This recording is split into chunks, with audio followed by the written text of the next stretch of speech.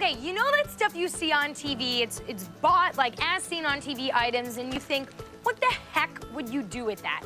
Well, that is exactly what is here at QCI Direct. This is a grout gator, and this takes wax out of your ears. What in the world? We're headed to the helicopter now. We're gonna actually get on the chopper, head up in the sky. We're gonna be landing on Brown Memorial helipad. Johnny Blackshell Jr. and Jalen Everett both pleaded not guilty to all charges, including 3 first-degree murder charges in relation to that shooting outside the club on Genesee Street in August. I'm gonna show you what I'm seeing now. This is an entire chunk of the road gone. The entire stretch of Allen Hill Road gone due to yesterday's flood damage. First thing you do is you grab one teeth. Okay. You might have to pull a little harder out. Okay, I'll try. Oh, I'm sorry. Oh, I hold all of them? Oh my gosh, we're multitasking here. Oh, I did it. And now you're milking a cow. Oh my gosh, I'm milking a cow. I loved trick-or-treating. I loved dressing up. Halloween was always, good morning. This is Mrs. Incredible. I know, this is Mrs. Incredible. Creepy with this mask on. This is about $375 something. Is it like you break it, you bought it? Yes. You know what's funny? They told me I could drop it and my heart's still beating. Since I toss it back to you guys every time, I figured I'm gonna take off my earpiece and I'm gonna flip it back to you guys. All right.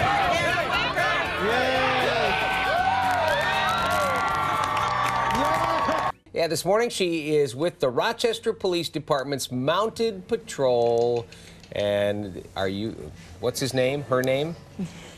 That's Sophie, Doug. Oh, hi, Sophie. That's Sophie. Sorry. Yeah, Sophie is just one among 5 horses that are part of the RPD Mounted Patrol Unit. It's been around since 1977. They have 5 horses, 4 officers who actually ride horseback working to patrol our city. So today, I'm learning a thing or two about how these horses are trained, how they're taken care of, and how they play a role. Did you get it, Dusty? You good? How they play a role in patrolling our city and keeping it safe. So I'll toss it back to you guys in the studio. We'll be back in a little bit. Hannah Welker, a winner this morning. She is live at the Corning Museum of Glass. Hannah, tell me it is not an amazing place there. Oh my gosh, it doesn't even seem real. I kind of feel like I'm in New York City right now. But Corning Museum of Glass has been working on a 100,000 square foot expansion for the last 2 years. Now, this is the result. Absolutely breathtaking.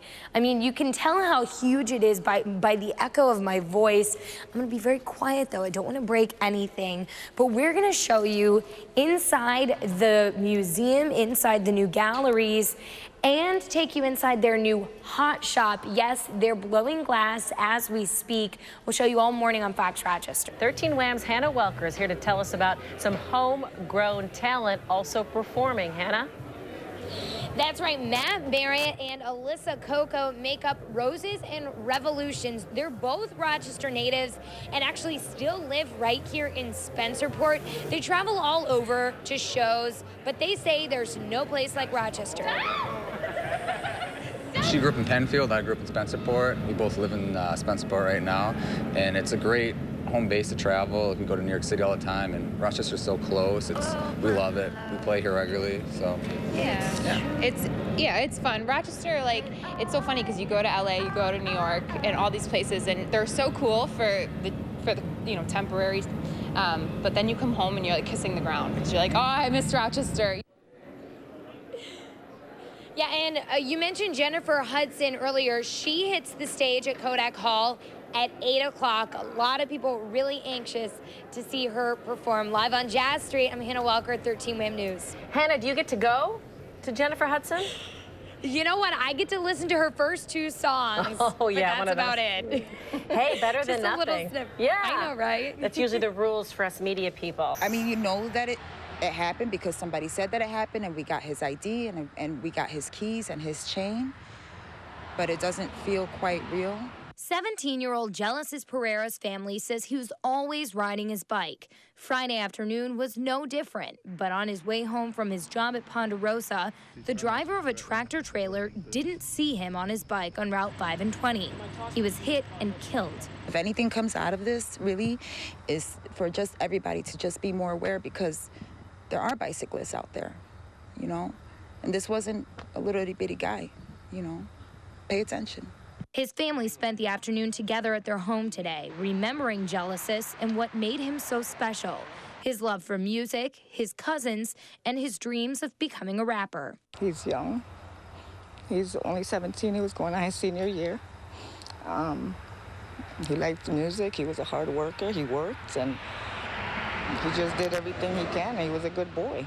His old classmate says news of the accident was a shock. All of his classmates at Marcus Whitman were a tight-knit group. A lot of my friends are like shaken up a little bit because it's our classmate, and we were all really close because we're a tiny school, so we were all pretty good friends. Friends have started a GoFundMe page to support costs for his funeral arrangements. They're also selling T-shirts with his picture on it to raise money as well. A vigil is planned for tomorrow at the site of the crash. Genesis planned to transfer to Geneva High School this year. The superintendent released a statement today saying, quote, "I had the opportunity to meet Genesis this summer. I was immediately struck by how kind and polite he was. Our prayers are with Genesis' family and friends." Hello? Elizabeth Lyons knows glass. Glass has this magical quality. You know, it captures light, and it changes with light, and it's beautiful and transparent and luminescent. So it has a lot of the ability to do a lot of things. It's really versatile. She's been blowing it into unique shapes and products since her college days at Alfred State, a fascination that stems from her early sculpting classes. Now she's a brand of her own. Her chandeliers have shined on the cover of Architectural Digest and other magazines and department store shelves. Barney's New York is one of her consistent clients. Success around the globe. Her product made right here in Rochester. This is an easy community to create in. There's a ton of creative people here, and we have, we have RIT and Alfred and Corning close by, so there's a lot of camaraderie. It all happens here at Moorfire Glass, tucked away in a bundle of warehouses and other art studios where creativity is on fire. Literally, this oven-like hole is filled with liquid glass, helping to blow this. So what I've just done is I've just started the bubble into this, one of her signature teardrop bottle pieces. The process is like a choreographed ballet. Lyons and her fellow artist Jennifer Shinzing have it down, working together to make a product they're proud to sell. We're not really interested in anything that's not perfect in our mind. I mean, perfect is relative when you're talking about something handmade, but certainly we have an expectation of what things are supposed to look like. I'm Hannah Welker, Fox Rochester.